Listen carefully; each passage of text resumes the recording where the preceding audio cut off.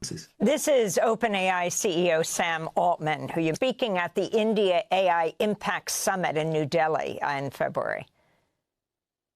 We don't yet know how to think about some superintelligence being aligned with dictators and totalitarian countries. We don't know how to think about countries using AI to fight new kinds of war with each other. We don't know how to think about when and whether countries are going to have to think about new forms of social contracts. But we think it's important to have more understanding and society-wide debate before we're all surprised. We should have more understanding and society-wide debates about the use of AI before we're all surprised.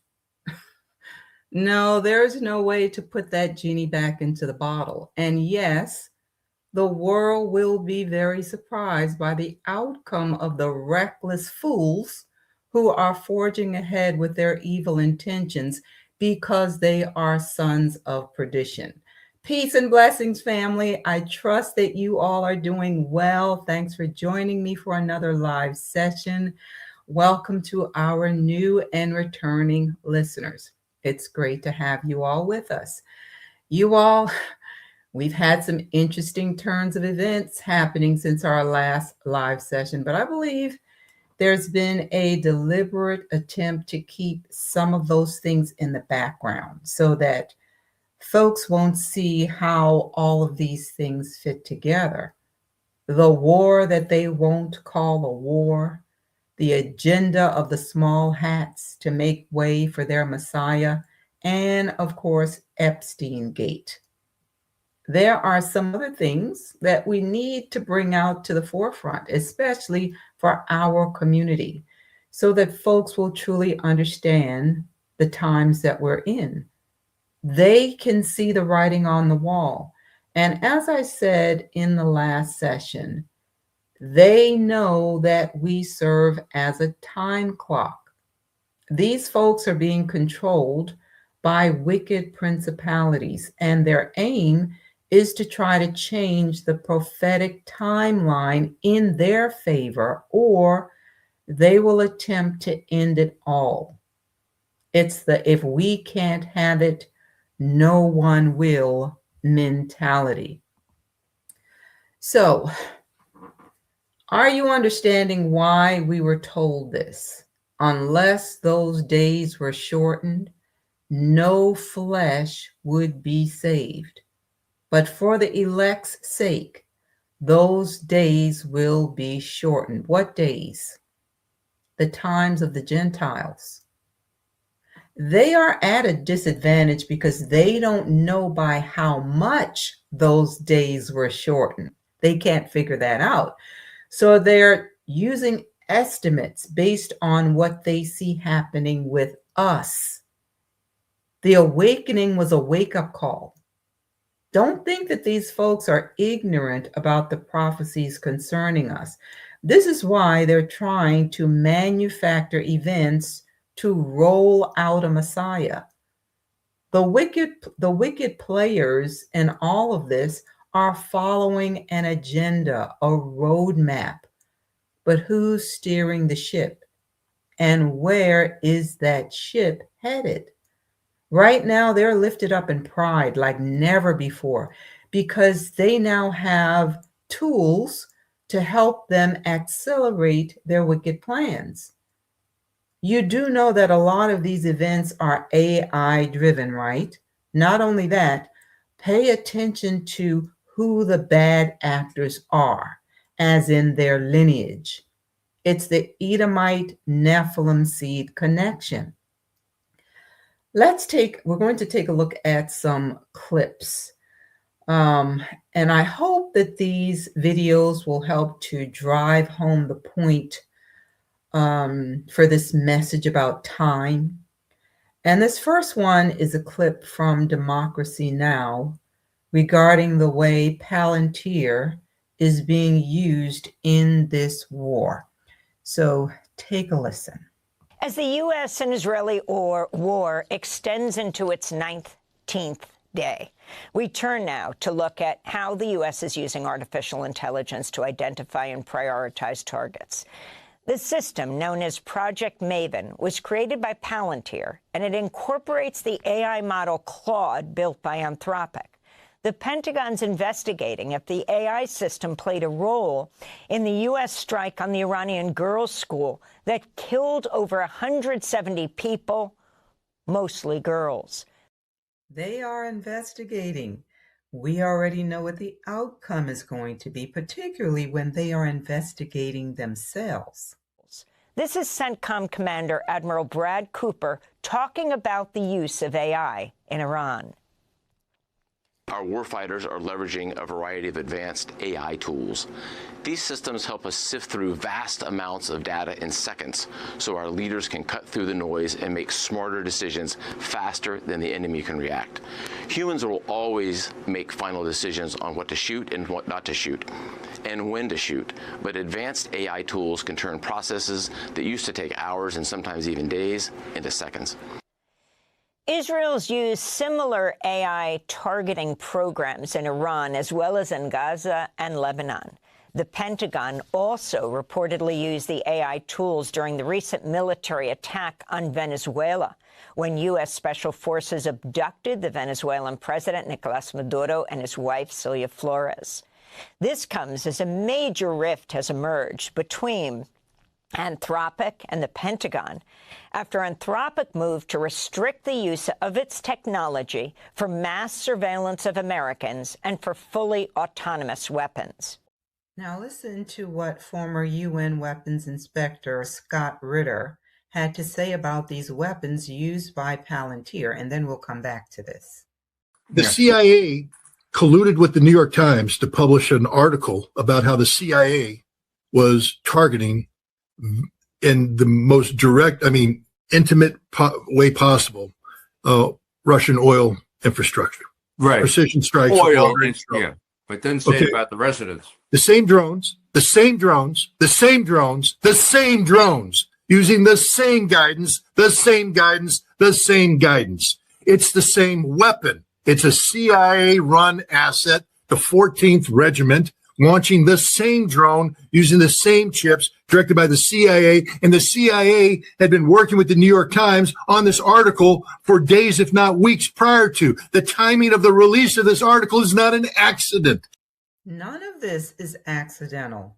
They're following a script. The CIA was sending a signal. We are targeting you. Right. We are targeting you. He is accusing the U.S. of trying to take out Putin. Is it safe to call it World War III now, or even a war? Because they seem to be dodging all around that label. The chip was given to the Russians days after Trump called Putin a liar, after he said none of what the Russians are saying is true. And the CIA gave this, or the Russians gave this chip, and that chip does a couple things. The chip proves that the residence was the target. There's no doubt about it. But given this drone and the way this drone, Palantir, this drone is a drone jointly produced by the Germans and the Ukrainians. Right. The guidance system is actually a German chip produced by Germany. But Palantir is responsible for the targeting, not the German government. Palantir does the targeting. Okay. And Palantir says that they get commercially available intelligence that they then blend with intelligence given to the Ukrainians by NATO. By whomever. They didn't say NATO. By whomever. And it's blended in. The assumption is supposed to be Germany, NATO, all this. But here's the thing. The technology that's being used, which is AI-driven technology, mirrors that of the Tomahawk guidance system, but slowed down because you're in a drone. But basically, there's no GPS. The thing gets launched in a trajectory. Halfway through, it does a course correction based upon timing. It'll turn on either radar or a camera. It will take an image that is then matched with data stored in the drone, and it'll align itself and keep going. But there's other data that comes in. Wind speed, weather conditions, the guidance that they go around the air defense nest. This is stuff that's only collected. It's not collected by commercially available resources. Right. And the specificity of the information can only be collected by the United States. Yeah. Now let's go back to the Democracy Now! Segment, because something significant happened last month that should have been a cause for alarm. But with everything happening, it wasn't given a lot of press. The United States stopped using Anthropic. And now, wouldn't you know it, Palantir AI is being used to control the Pentagon. Let's listen. In late February, President Trump ordered federal agencies to stop using Anthropic products. Defense Secretary Pete Hegseth declared the firm a supply chain risk, effectively cutting it off from government contracts and related work.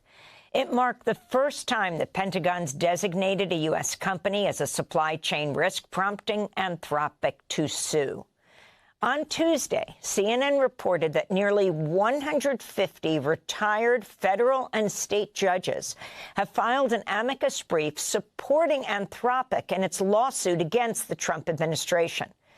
We're joined now by Craig Jones, senior lecturer in political geography at Newcastle University, author of The War Lawyers, the United States, Israel, and Juridical Warfare. He's the co-author of a new article in The Conversation headlined, Iran War Shows How AI Speeds Up Military Kill Chains. You all, we are not in Kansas anymore. Palantir reminds me of the AI computer system used in the TV series Person of Interest. If you watch that series, then you will understand why folks are concerned. Why don't we start there, Professor Jones? Thank you. Yeah, I mean, the U.S. military, the Israeli military, as your headlines have said, using AI. The kill chain is a bureaucratic mechanism whereby militaries go from trying to designate targets, to identify enemies and military targets, to the process of actually killing them. They're in the process across the 20th century, early 21st century, of speeding that process up. Military drones have helped greatly with that. And the latest front of that is AI. As Bradley Cooper talked about, you're reducing a massive human workload of tens of thousands of hours into seconds and minutes. You're reducing workflows, and you're automating human-made targeting decisions in ways in which I think, open up all kinds of problematic legal, ethical, and political questions. The U.S.-Israel war in Iran is being described as the first AI war. Explain what that means, Craig. Yeah, I would say it's not quite the first AI war. As you mentioned, Israel has used AI in Gaza. I think this was the first major use of AI in warfare. I think actually the history goes back a little longer, with computer programs, with partially enabled with AI, have been used in the background of military systems for several years now. It was used in a major way in Gaza in the first few months, where we saw tens of thousands of targets put in a target bank opted by military intelligence. Up to 35,000 suspected Hamas combatants found themselves on this list as Israel worked through that to assassinate them, as well as tens of thousands of targets that are ultimately part of a civilian infrastructure. Now, here is some additional information about Palantir. This information is from Science Focus, and it quotes what Palantir said about its product. They are quoted as saying, "Our product is used on occasion to kill people." So they make no bones about that. It goes on to say, it's not always clear what sort of activities Palantir helps these clients or their clients with, but it's work that often has lethal consequences. Lethal. Palantir's main software platform is called Foundry and is used by both types of clients, while Gotham is a package of applications specifically made for intelligence and policing that sits on top.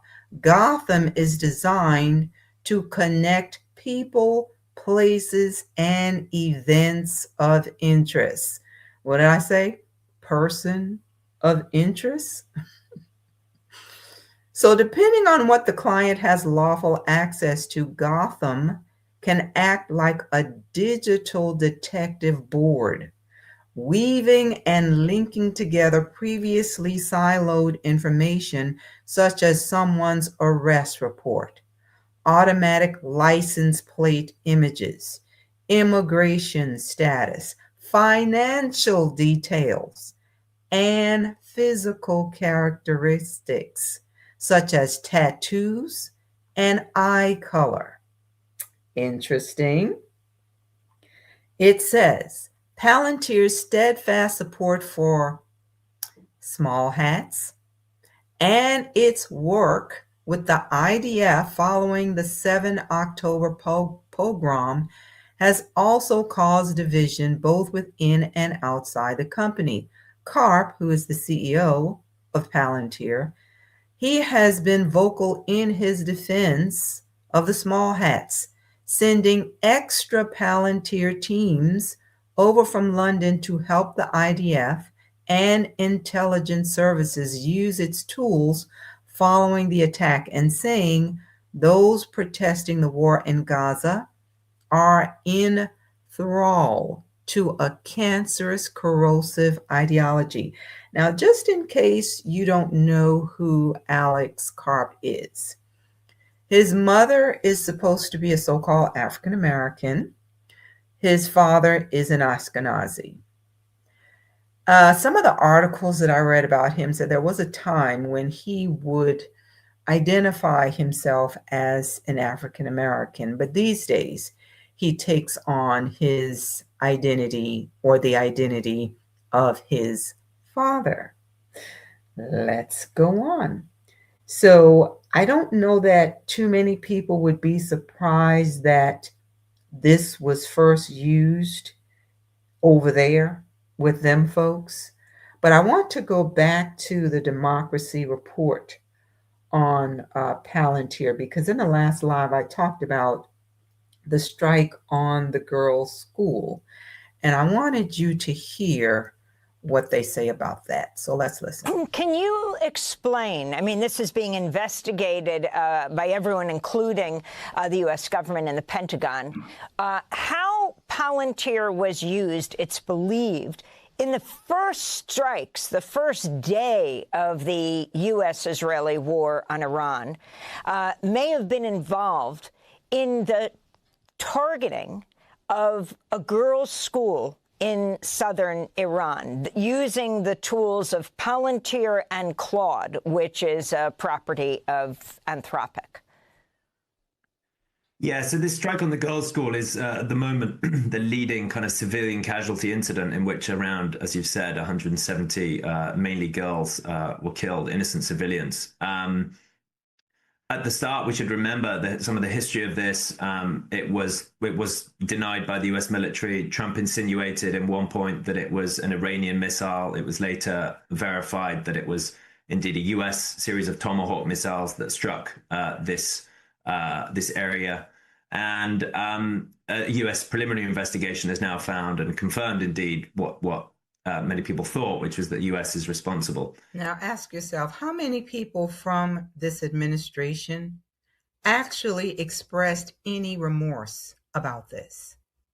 It looks, we're not yet clear the role of AI in that particular strike. Whether that becomes clear in the coming days and weeks, we'll have to see. What we do know is that the Claude and Anthropic model via Palantir have been extensively used to do several things, including the intelligence analysis. So we can deduce that that AI system is not yet capable of detecting, or is at least open to making system-wide errors. It did not identify the school as a school in an extremely problematic way, in which, within a couple of days, organizations such as the New York Times are able to verify via satellite imagery that there is a wall that's been put up around 13 years ago between the school and an IRGC compound that was nearby. if you'd have been watching drone footage from above, as militaries have the capability of do, just for half an hour before or a few hours before, you would have seen that morning 170 girls dropped off by their parents, and that would have been identified as a non-military target with clearly civilian usage. But let's drill down into this, because yes, there was this military facility right next to it, as you described years ago. A wall was built between the two, so you've got the school very clearly identified. But how does AI work where you have this old, 10-year-old perhaps, information about it being a military base that's fed in, and then it is never updated? Where do human beings come into this? Yeah, this is a really important question where it gets tricky, but we know a lot already. So it looks like it's just an intelligence failure, that an area marked on a map, this is, the whole entire area has been marked as a military compound. There is obligations, legal obligations and ethical obligations and just political obligations within defense intelligence agencies to check this. So what happens is some of these targets are nominated from US military bases back in the United States. Some of those people I've worked with over the last several years on what they call target nomination, what it looks like. They hand that over to CENTCOM, who I know you cover, and they have bases in the Middle East. There's a central one based in Qatar where these targeting decisions are executed. There is an obligation for CENTCOM to check and double check that intelligence, that it's up to date, that everything's kosher on the target. It's clear that was not done. Whether that was, there should be a human oversight of that, even if it's AI, recommended, or even if it's human recommended. There should be some human intelligence checking. So is it that they didn't know, or that they didn't care? Well, let's see what the CEO of Palantir had to say about it. This is Palantir CEO Alex Karp, interviewed on CNBC last week. These technologies are dangerous societally.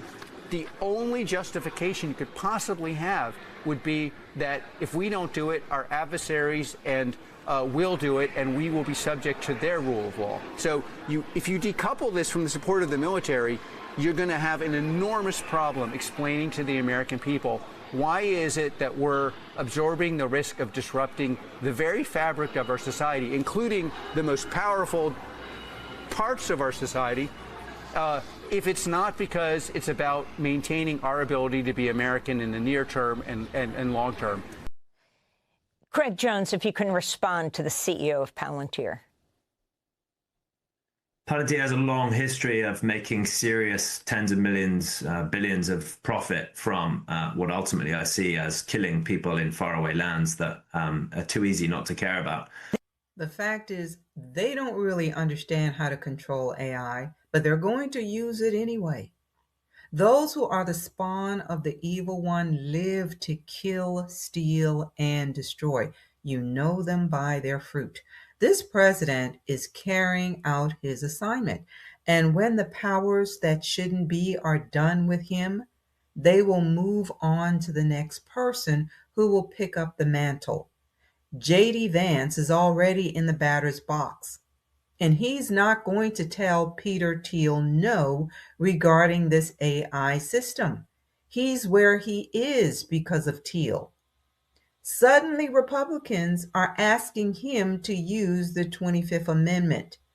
Now, that will bring about the alignment of church and state that I covered some time ago. Let's listen to this next clip. Hello, everybody. David Schuster here. A growing number of conservative Republicans are now urging that Donald Trump's cabinet invoke the 25th Amendment and remove Trump from office. The question is, why now? The president's health clearly seems to be deteriorating. Trump's walk is slower. His ankles are swelling. The scabby marks in his hand are bigger, requiring more makeup. And the verbal blunders keep getting worse. The President of the United States, Gavin Newsom, admitted that named the undisputed. When did this come out? We didn't need him before we started Dig We Must. Dig Me Must. That's the Trump policy. Scott McConnell, co-founder of the American Conservative magazine, has had enough. Quote, "My advice to Vance, announce your support of 25th Amendment transition. Say Chris Murphy or similar will be Veep. Announce you will not be a candidate in 2028. Use your position, access to the media, to explain why this is necessary. Don't resign. Don't resign. Everything that is happening right now, you all, is converging into this one world, one religion system.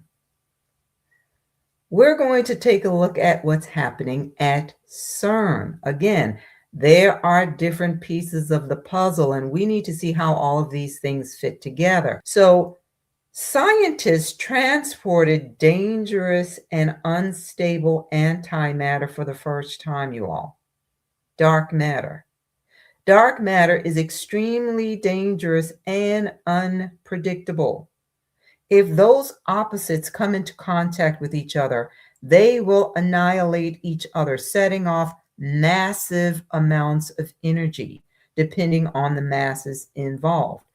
So they move the particles from the CERN accelerator facility to other sites so that they could study it.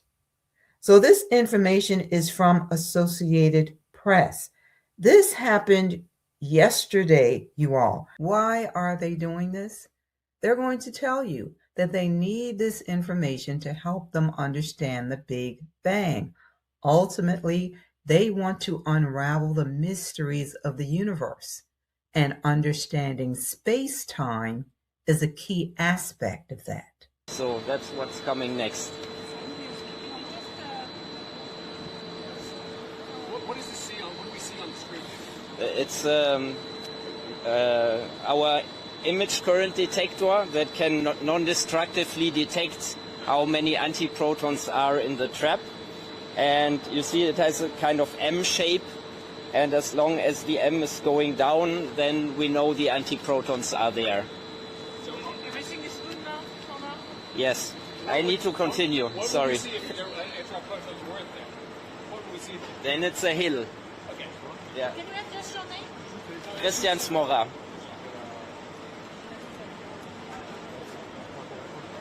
Christian Smora. Ce qui est bien, c'est que c'est tellement lent qu'on a le temps de faire des valeurs de temps.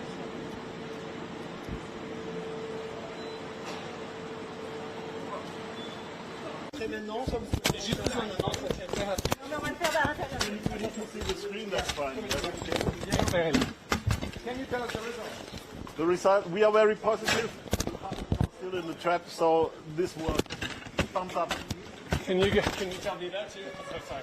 So, what is the results of the tour that you just did? You see on the monitor on the screen, was there any movement on the tablet that you saw that showed you that?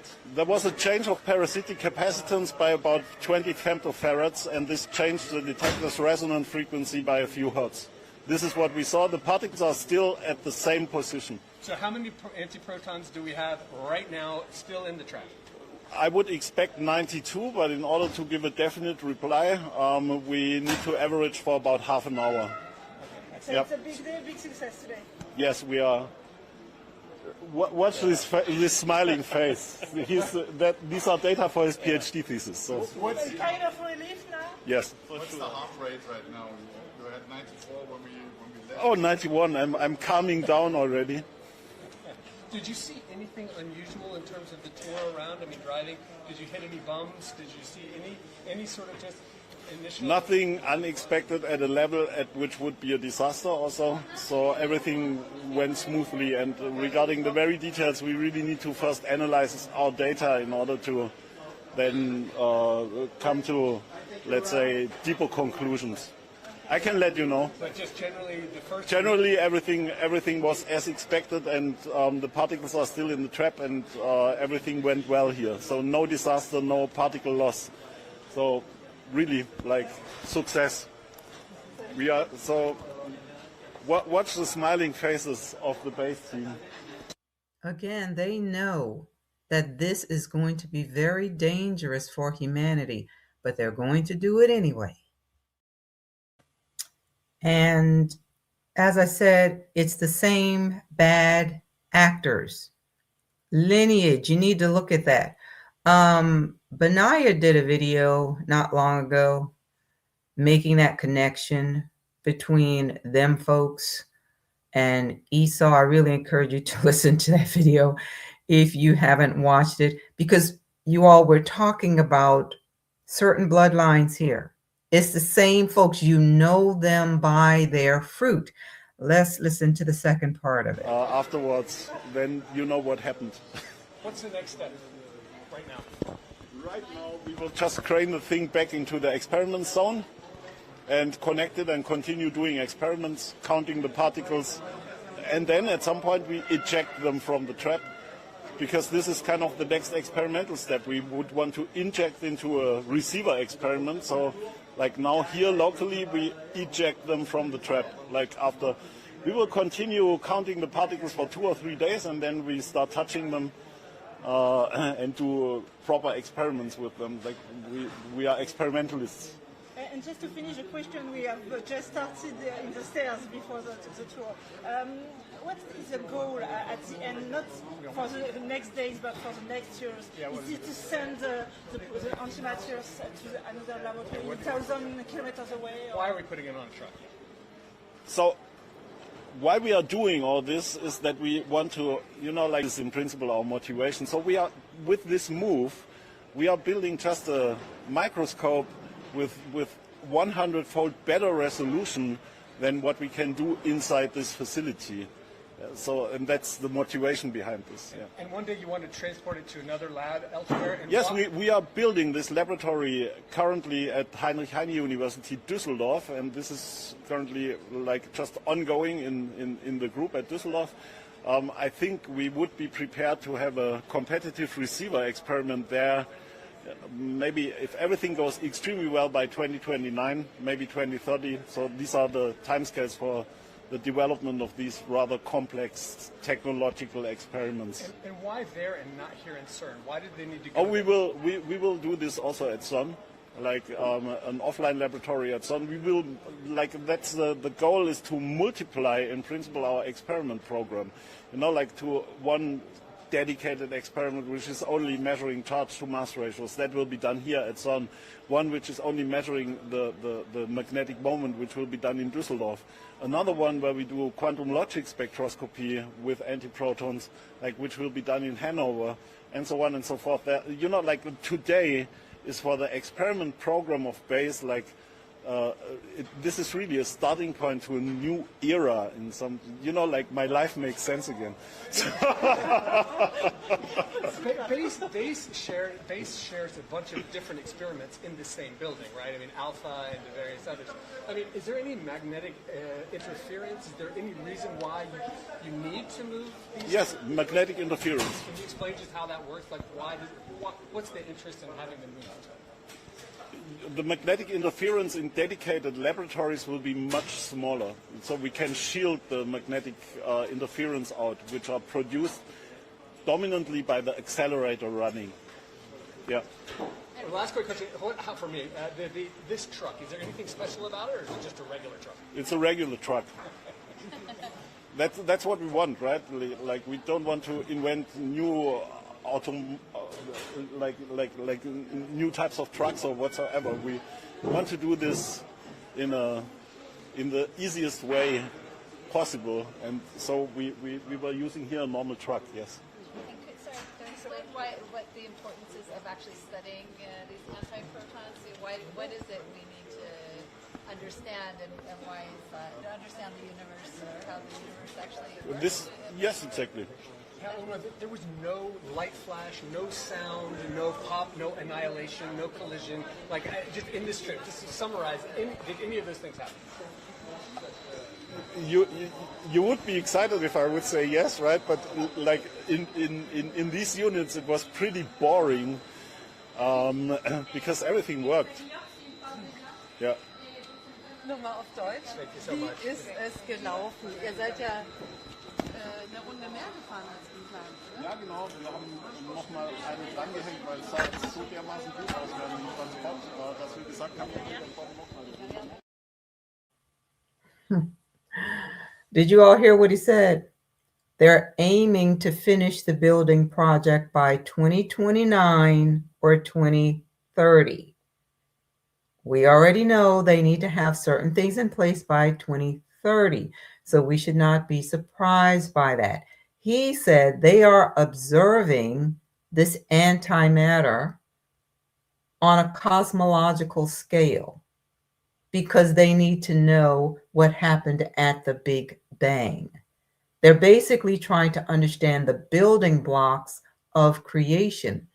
And this leads us to the continuation of our discussion, what we're focusing on right now, because we serve as a time clock.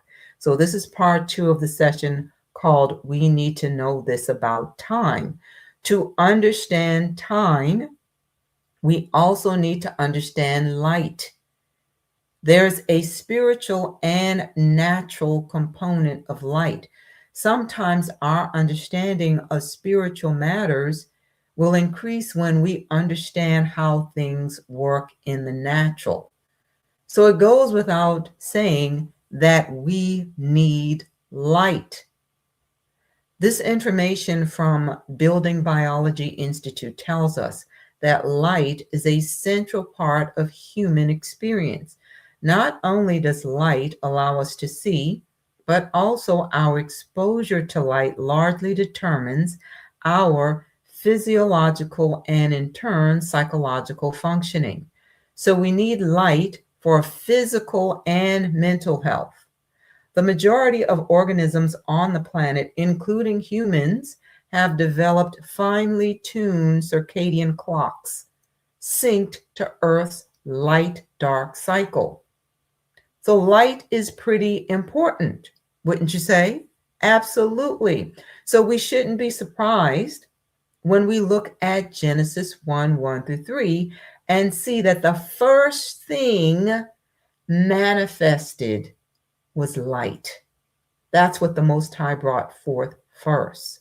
In the last session, we looked at who was there during creation. And we see the Father in verse 1, his Spirit moving on the face of the deep in verse 2, and his Word represented in verse 3, when the Most High said, "Let there be light." And there was light. As we continue reading that chapter, we see the creation of an orderly universe. In the first 3 creating days, the Creator formed the realms for existence in this world: light and darkness, skies and seas, land and vegetation. During the next 3 creating days, the Most High filled these realms successively with celestial lights, birds, and marine life, and the land animals, and then man. So everything that man needed to survive was created before he got here. It's also important to note that there is a repetition of the phrase, "the seed was in itself." So living things were supposed to be fruitful and multiply. That's a part of the order of creation. But let's not miss this. Light was created first, but that light was not the sun. The sun was not created until the 4th day. So they are not the same forms of light. They differ in their functions. The light created on the first day was not associated with any specific celestial body like the sun or moon. So we see that this order of events is very important. We also see an intentional design of heaven and earth. What was that light that came forth on the first day? And how is that light associated with time? Let's look at this from Bible Hub. It says the light created on the first day is often interpreted as a symbol of the Most High's presence and the beginning of order in the universe. according to the biblical account in Genesis. So we see the beginning of order. We see a unification of space and time, because this is when time began. This act also signifies the beginning of life and moral order, as light is also associated with knowledge, goodness, and divine guidance. The creation of light is seen as a foundational element of the Most High's creative power, which extends to all creation and human flourishing as it reflects Yah's own nature and purpose. The light represented in John 8:12, we can see that it has important significance. Messiah tells us that he is the source of light. So we're talking about natural and spiritual implications here. In Genesis 1:3, light manifested when the Father said, "Let there be light." What's the significance of this? By claiming to be the light of the world, Yeshua defines his role in bringing spiritual illumination, salvation, truth, and guidance, Torah. Think about an inventor. An inventor is a person who creates or devises something new. So he's going to create an instructions manual to tell you about how the thing he created is supposed to work, so that you will know its purpose. Why was it created or invented? And he's going to tell you how to operate it correctly. When things go wrong with it, you go back to the instruction manuals to see, why is this thing not working? Well, Abba Yah's word is our manual for life. It provides the instructions for how we are to live on the earth that he created for us. So light is also a divine presence, and scientists don't want to acknowledge this fact. So we are also an extension of light. Think about that. You become children of light when you walk in truth. Torah is the light. Let's look at this from Matthew 5:14. Messiah is speaking to his disciples. You are the light of the world. Who was he talking to? His disciples. How was this light transmitted to them, though? We're going to get to that. Let's read the rest of this verse. He says, you are the light of the world. A city that is set on a hill cannot be hidden, nor do they light a lamp and put it under a basket, but on a lampstand, and it gives light to all who are in the house. Let your light so shine before men that they may see your good works and glorify your Father in heaven. Now, this is from Bible Hub again, and it's asking this question: is Israel the light to the Gentiles? And this is important because it ties into why we were chosen. It says Israel's place among the nations is a topic woven throughout the entire biblical narrative. Let's pause right there. If it's woven throughout the entire biblical narrative, then the order of how things will unfold in the earth was planned out before creation. And I'm going to get to that in the next session when we talk about predestination. It says the question is Israel a guiding light to the Gentiles? And this thought of Israel being the light to the Gentile emerges repeatedly in Scripture, with multiple passages referring to Israel's call to shine as an example of divine truth. Israel's special role as a light to the nations originated with the call of Abraham, later called Abram, later called Abraham. And the Most High said to him, I will make you into a great nation, and I will bless you, and all the families of the earth will be blessed through you. This foundational promise indicates that from the earliest stages, the purpose for setting apart Abraham's descendants went beyond the nation of Israel. The scriptures emphasize that Yah intended to bring blessing and guidance to all peoples through Abraham's lineage. But that is not how this is taught in Christianity. It is said that the blessing of Abraham will come to the Gentiles through Messiah only. Basically, that's what they focus on. We have the blessing of Abraham. That was the work of Messiah. They only see the spiritual seed as being significant. Replacement theology has pretty much erased the significance of the seed of Jacob. So let's look at something that they conveniently ignore. This comes from Genesis 28, 10 through 14. This is what happened after Esau threatened to kill Jacob. Rebekah found out about it, and she told Jacob to go to her brother's house until Esau's anger subsided. Now, let's not miss the spiritual significance here. Jacob is on his way to go to Laban's house, and he decides to sleep. He's resting his head on the stone, and he has this vision or this dream where he sees this ladder that's coming down from heaven. So we see this ladder representing the connection between heaven and earth. The family of Jacob has been elected for a specific work. In verse 10, it says, "And he lighted upon a certain place and tarried there all night because the sun was set. And he took of the stones of that place and put them for his pillows and lay down in that place to sleep. And he dreamed, and behold, a ladder set up on the earth, and the top of it reached to heaven.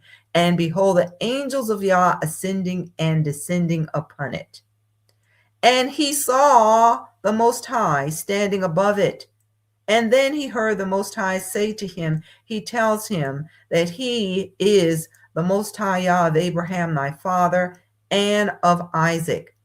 He says, this land where you're lying now, I'm going to give it to you and to your seed.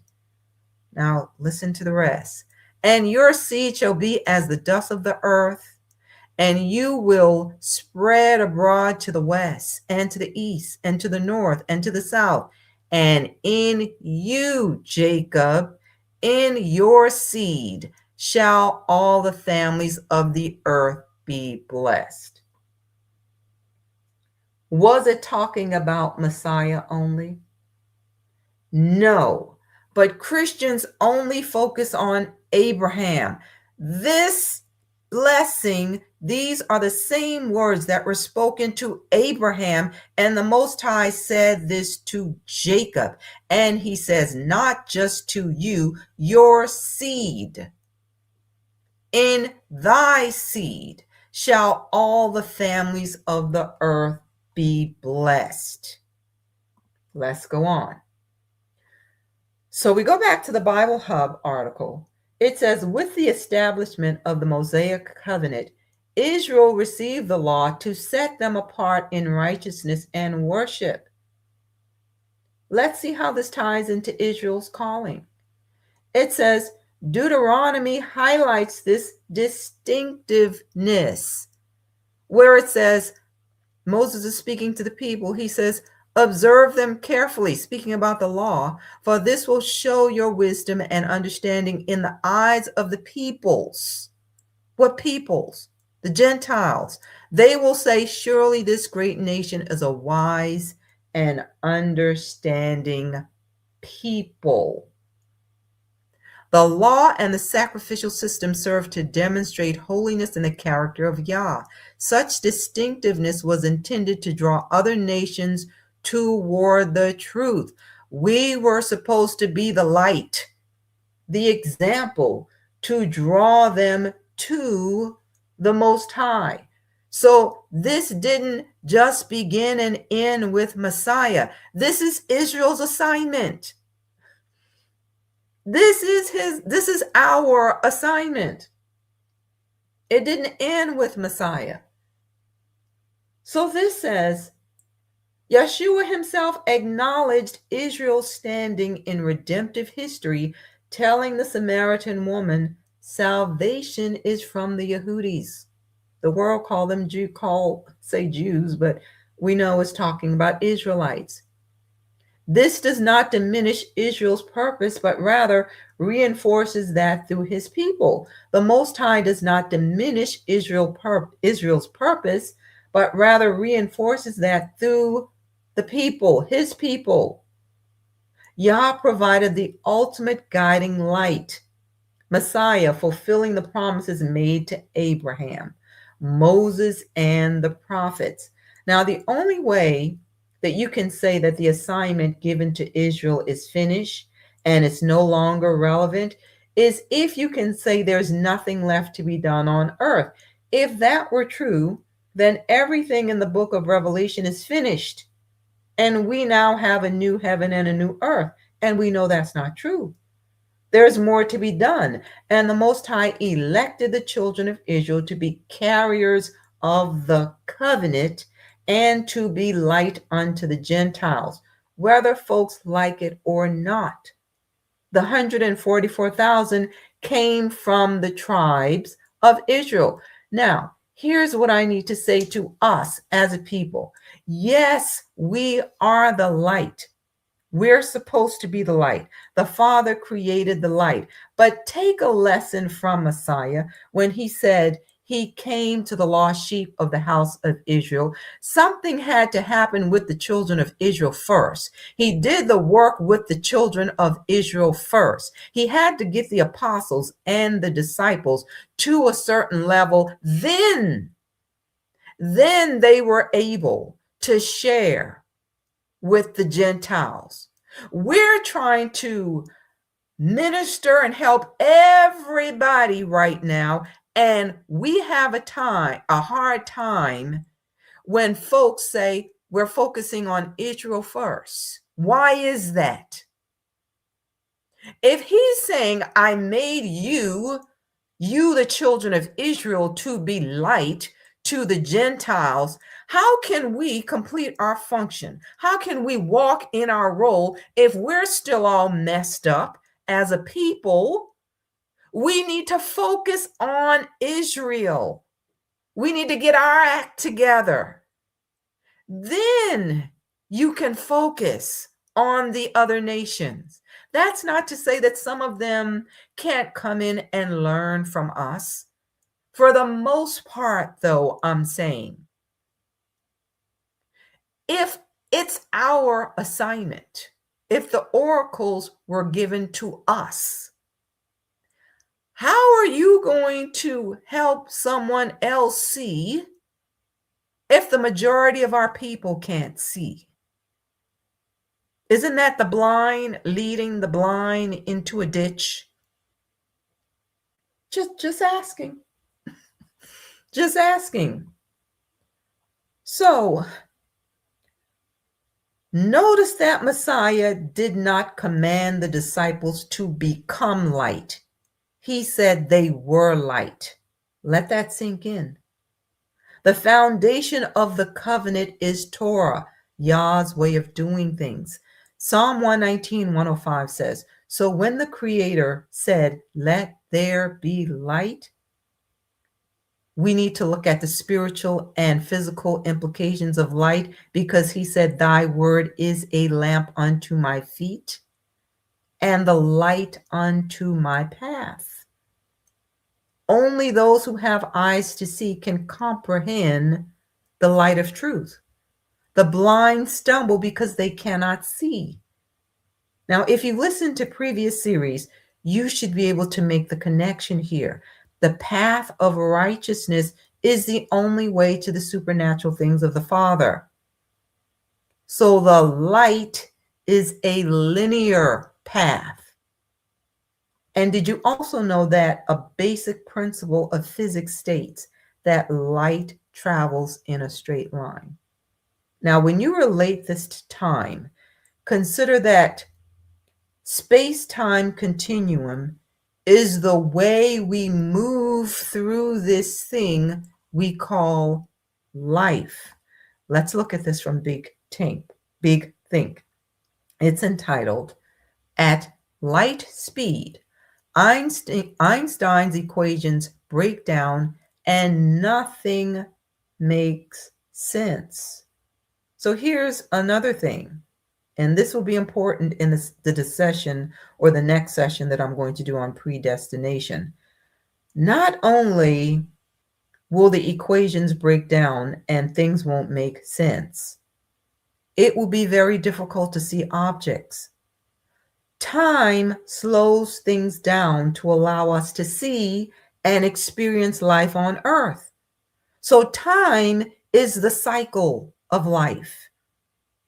We experience life in time. It's a record of your existence, our existence on Earth. It is recorded as past, present, and future.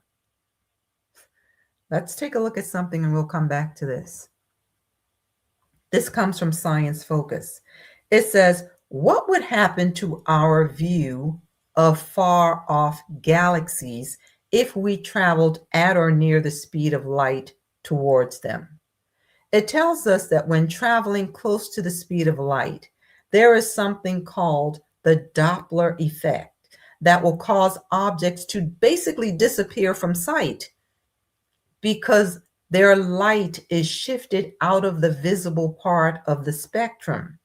So your field of view becomes narrower and brighter in the direction of motion. Makes you wonder why a lot of folks report seeing a bright light during near-death experiences. It includes sensations of floating, seeing their body from above, and encountering a bright light.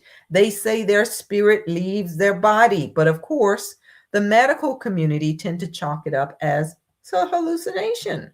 But science admits that the body would not remain intact when traveling near the speed of light. That would be impossible.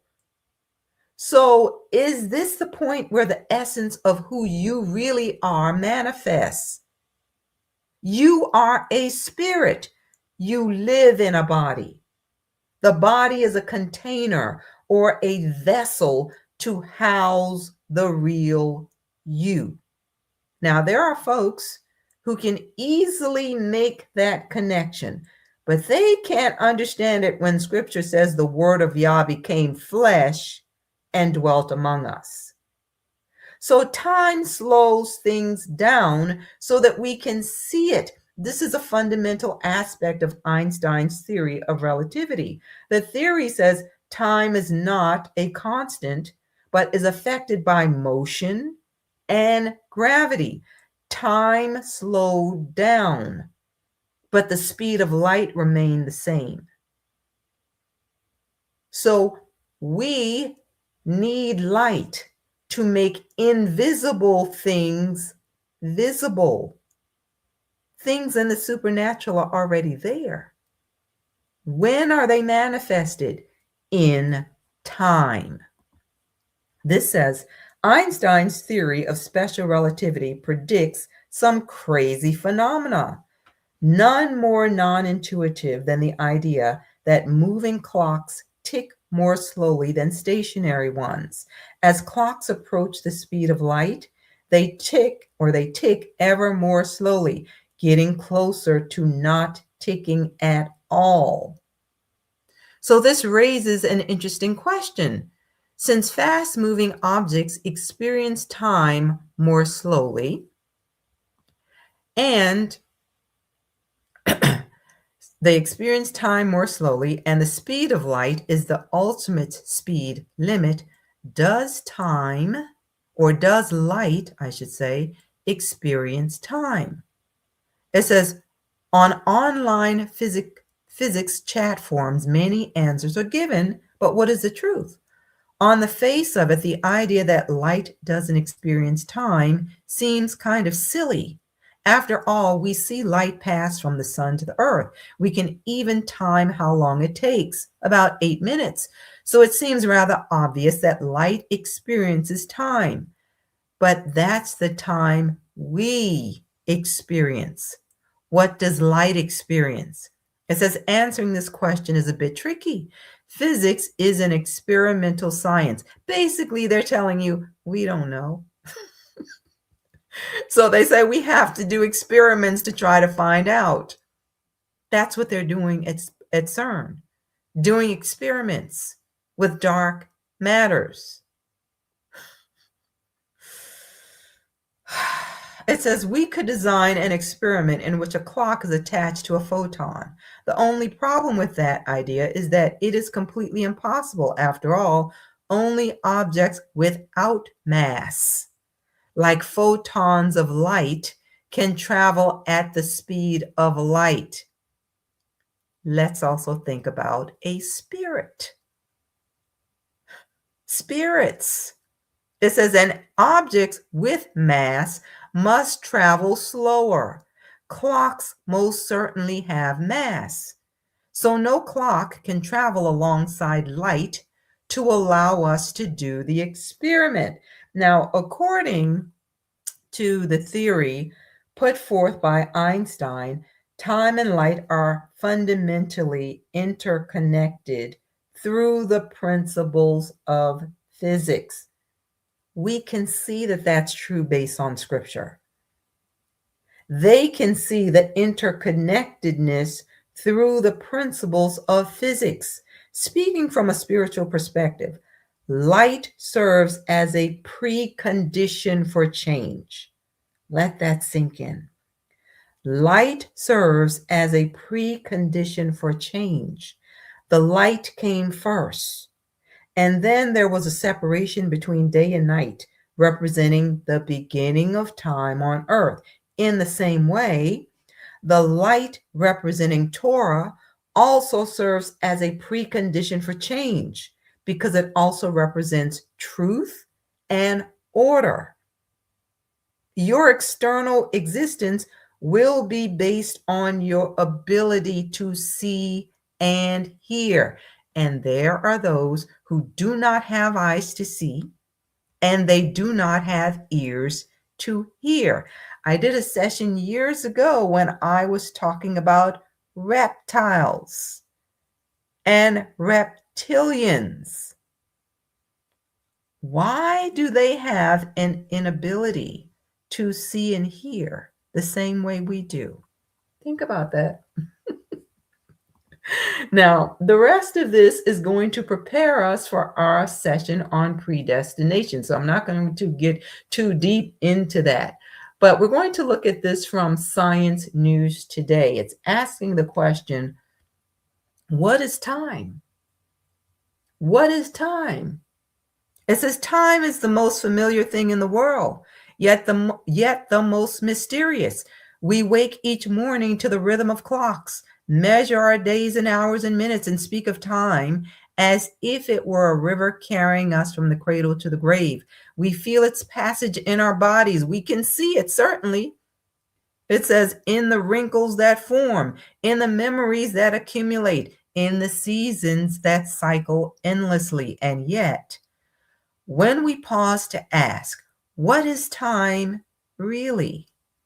We find ourselves standing before an abyss of questions. Standing before an abyss of questions. It goes on to talk about the arrow of time. The arrow of time is the concept that time has a one-way direction, moving from the past toward the future, largely explained by the increase of selective information in the universe.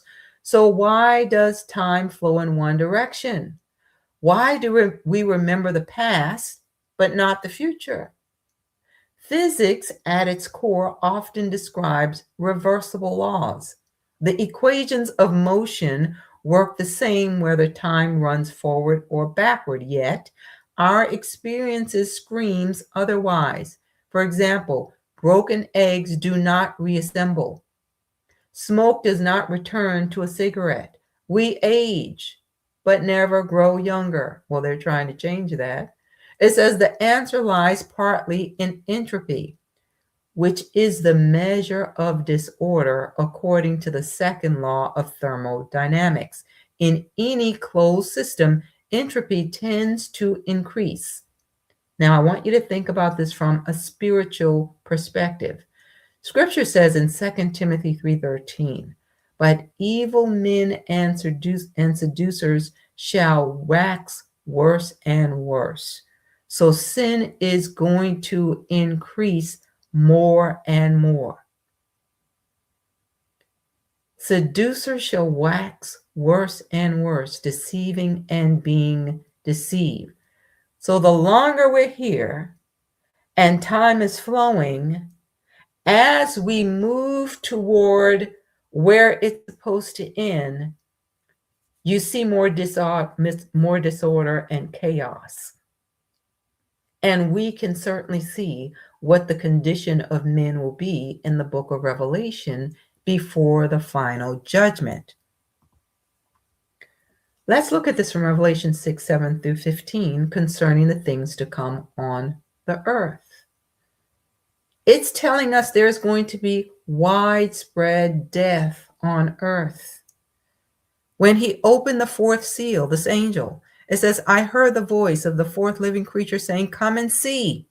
So I looked, and behold, a pale horse, and the name of him who sat on it was Death, and Hades followed with him, and power was given to them over a fourth of the earth to kill with sword, with hunger, with death, and by the beasts of the earth. When he opened the fifth seal, I saw under the altar the souls of those who had been slain for the word of Yah and for the testimony which they held. And they cried with a loud voice. They're basically crying out to the Most High, saying, how long before you judge these wicked people and avenge our blood on those who dwell on the earth?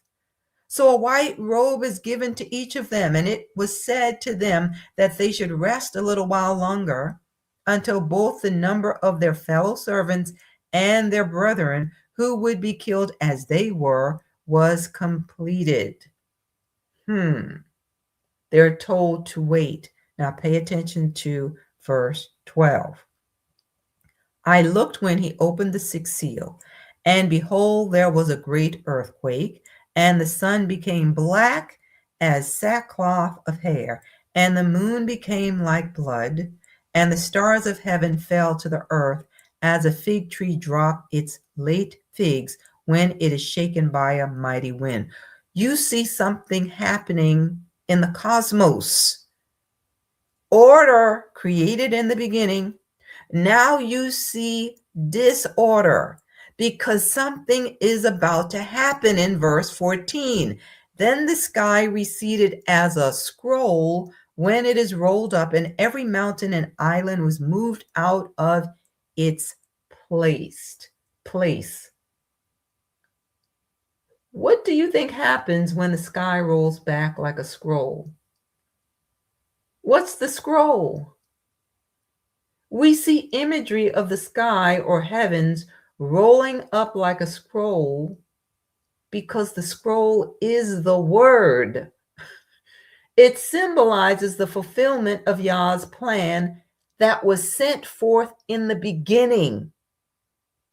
It started in the beginning, and that plan, or the plan of the Most High for his creation and things in the earth, is on that scroll. When it's done, the word spoken in time represented that message that has reached its completion and the transition from the old creation to a new order. Now, if he told us the end from the beginning, don't you think he already knew what would happen in the end? And so he would put a plan in place to bring about his desired end. If things are not in order in the end, then it's not the end. That's why you can see what happens at the end of Revelation. So we're going to end there and pick up with predestination next time so that you can see how all of these things tie together. Not finished with that part yet, but I'm going to see what you all are talking about in a second. I do want to announce Spirit of the Orphan, the unique role of a father. There were some, we have our eager beavers, I should call them. In the last session, I said I would post a message when everything was in place for this because I was, thinking through some things, how to roll this out and everything else. So you get a special treat. Because the Kindle version is already out. It's up and running. And until Friday, you will have a special treat where you can get that for less than $5. So I'm sewing. The last time we did things a bit differently, where we gave away some of the softcover copies of the book. But oh my, that was some work because folks had to, it was like, the first 20 people send us your information and then trying to coordinate addresses and get things sent. Yeah, I'm not trying to create extra work for myself. So this is a great way to do it, is to run the Kindle. And I know there are some folks who are like, well, I don't have a Kindle. I don't either. I like the hard copy. I just love the feel of the book in my hands. I want to, mark it up and highlight some things. I like the hard copy. But you all just bear with me. So for this time, it's going to be, we'll run this Kindle special until Friday. And then you will have the ability to purchase softcover or hardcover on Friday. But what I'm hoping that you will do is that you sew it into someone else as well, particularly for those who the Most High will be speaking to, whether you are a parent needing to reconnect or the child needing to reconnect.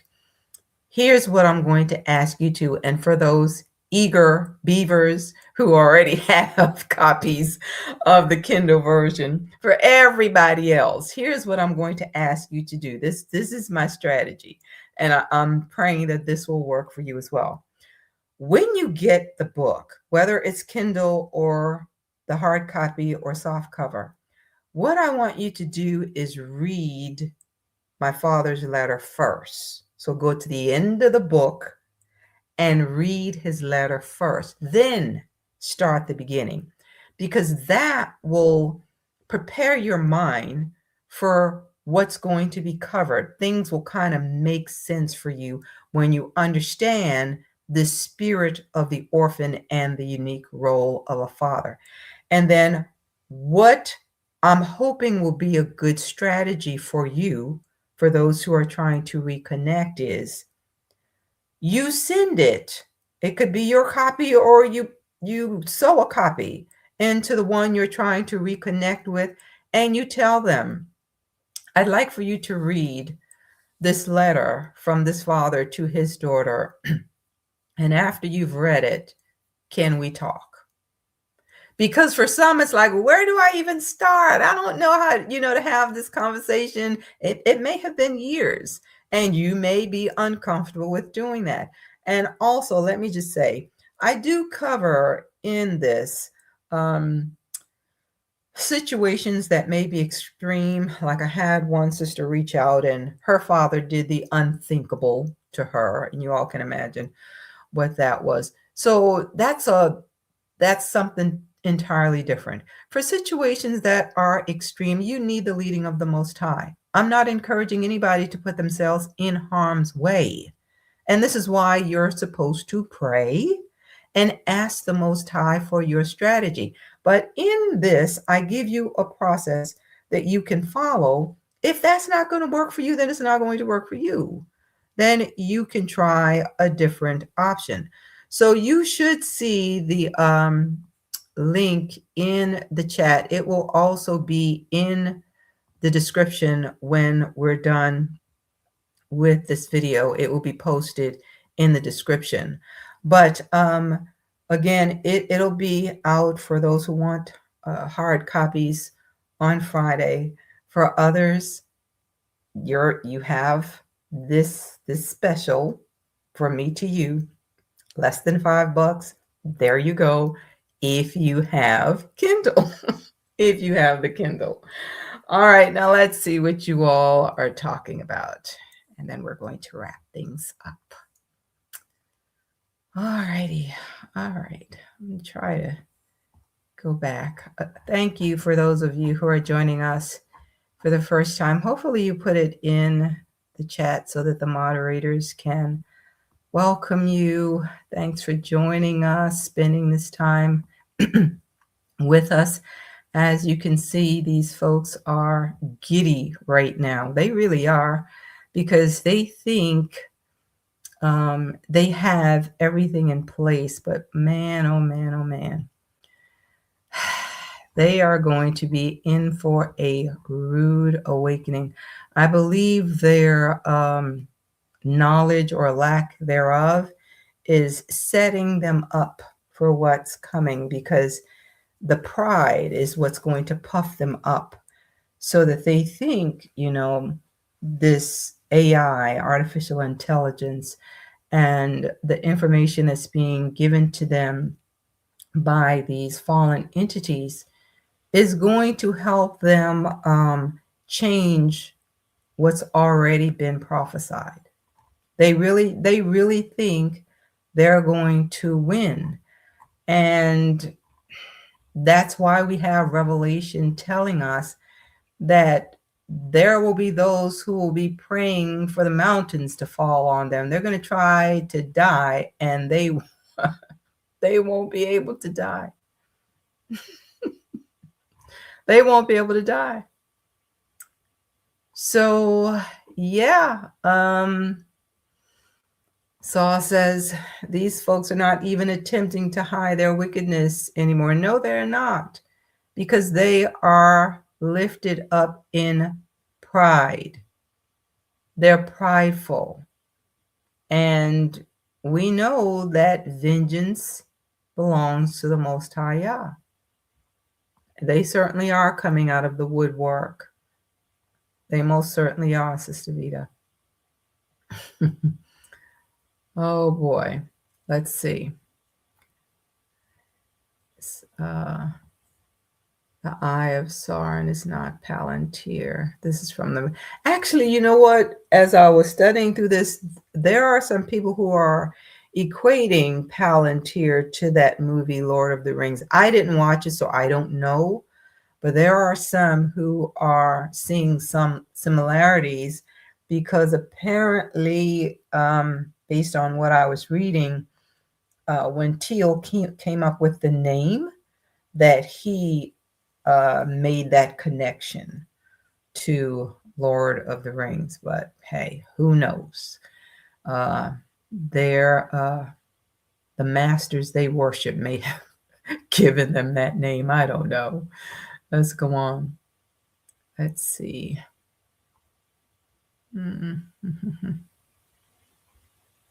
Let's see. Oh, Brother West is saying Palantir is like the all-seeing eye. Yeah, that's basically how this thing is supposed to function. And that's what they're trying to create. But I'm not going to get ahead of myself. We'll get into that as we go on. Oh my gosh. Let's go on. It says,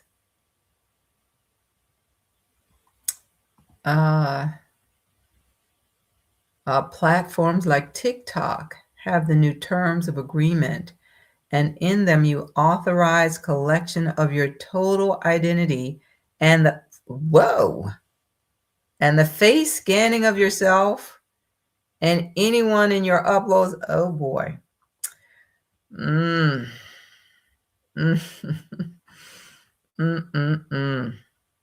Yeah, no way. No way. Welcome, Sasha. Happy to have made it tonight. Y'all willed it. Awesome. Okay, let's go on. Levitical progeny say, what do you expect from the heathens? Well, yeah. What do we expect? What do we expect? Sister Lauren, thanks for listening. Yeah, he did. You all, it gets weirder and weirder. That's all we can say. Brother Roderick says all their wicked plans will backfire. It most certainly will. I thought about the Matrix too. Golden Leopard. Yeah. We see they've been putting it right in front of us for all these years. Putting it out there. Let's see. Bithia. Enemy kill, steal, and destroy. That they are of their father. They are of their father. And we know who that is. Council's girl. That's why they got rid of CK, because he no longer would play ball. Oh yeah, they're going to use you for as long as they need to use you. And after that, they have somebody waiting. Let's see. Sawmill. Yeah. Used him all the way up. Oh my goodness. Let's see what else. James, they've been busy doing some things behind the scene. I think they were working on, trying to make sure they had in place things in place so that they could handle dark matter, because obviously, they knew how dangerous, it was. But we know that they're going to achieve a certain level of success. Again, that's going to be part of the plan as well. Let's go on.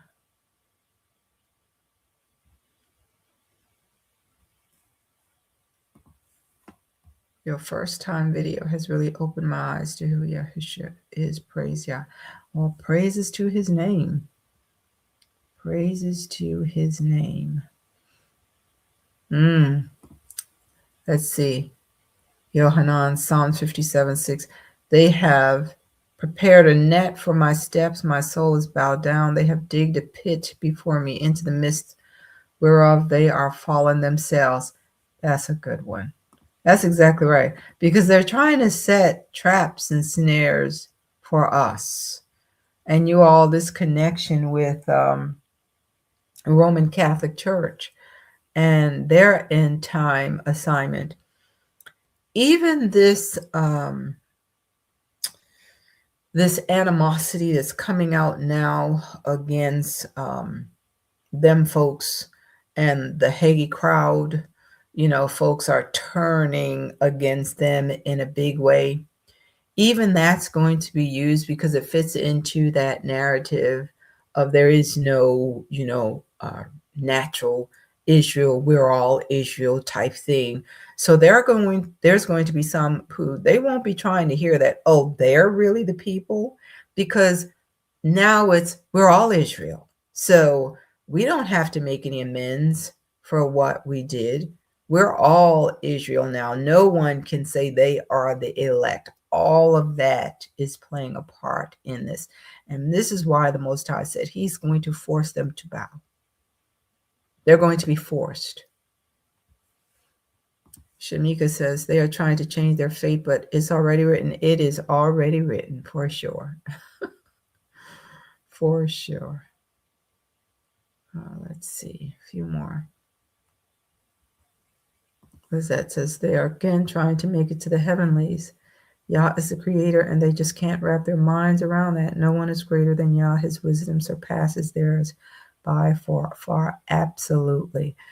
Yeah, Star Trek too. Yeah, I used to be a Trekkie back in the day. So yeah, a lot of that.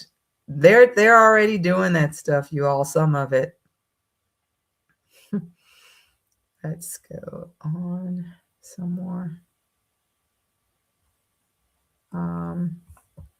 Says, funny you mentioned CERN. One morning I asked the Most High, what is their reason for CERN? The Most High answered, they are in a relay race with time. Oh, wow. Authentic Israelite. Yeah, they think they're smart. They're puffed up in their pride. They are puffed up. Let's go on a few more. Let's see.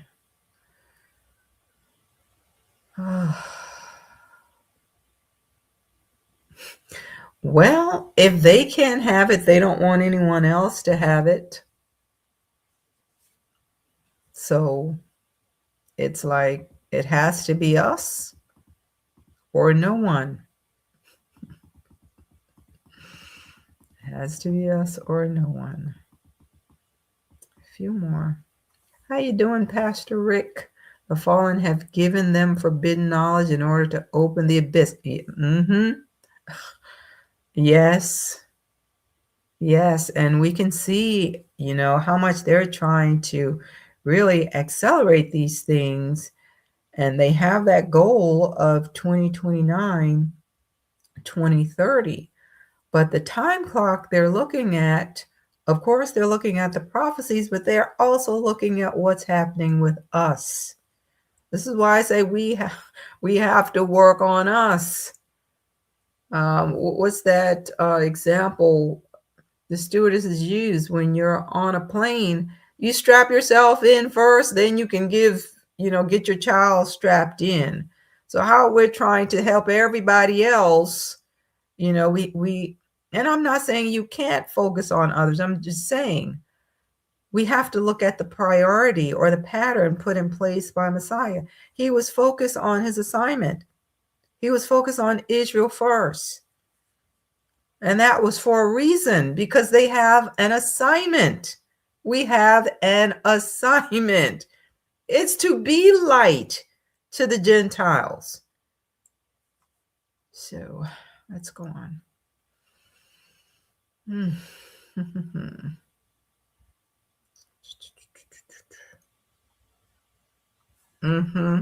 That's what's happening, Lydia. They're trying to find and then replicate the source of the Most High's power.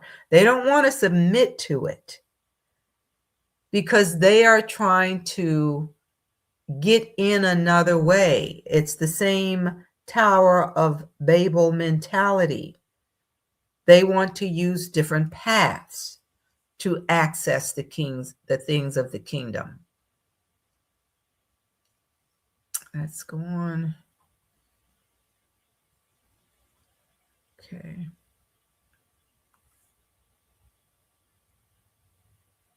A few more.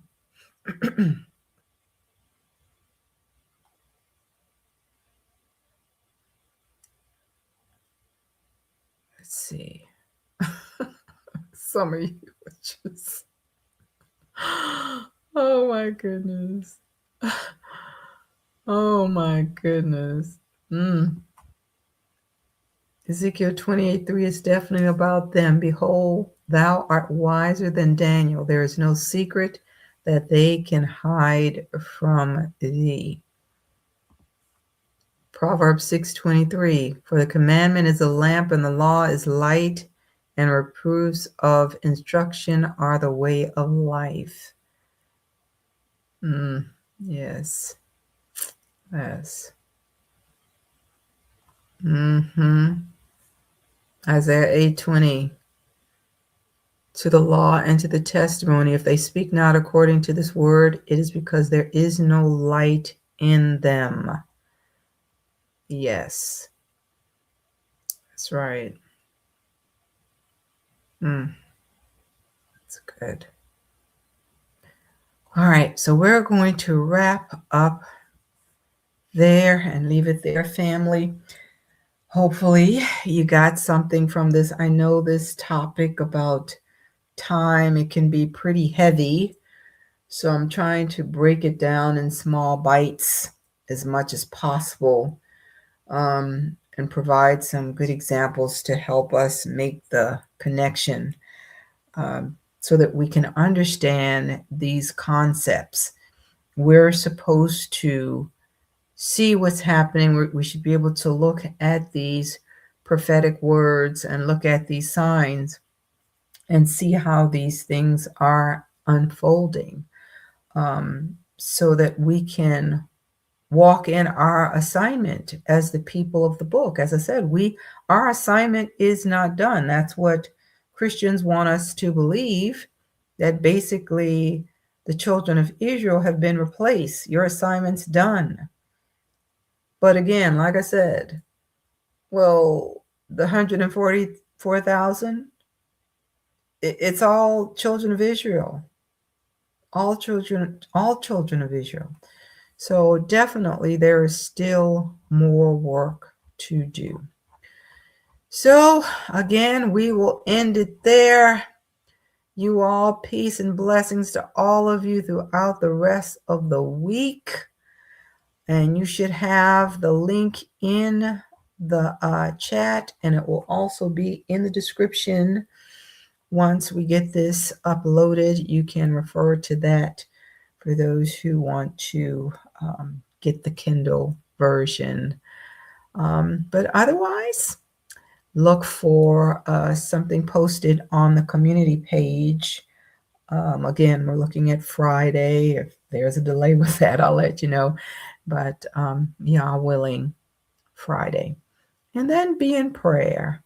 And for those of you who had the blessing of being raised by both of your parents, I'm sure you already know what a blessing that is. I'm going to ask you to be praying, for those who did not have that, those who are basically dealing with this spirit of the orphan, who had, some serious things to go through in their childhood. And that's not to say now that those who had two parents in the home didn't have to go through some things, because there are some, fathers who were fathers in name only, where, like, this sister sent this message to me, just unthinkable things were done. And that's not to put it all on men either, because women have issues too. So we're definitely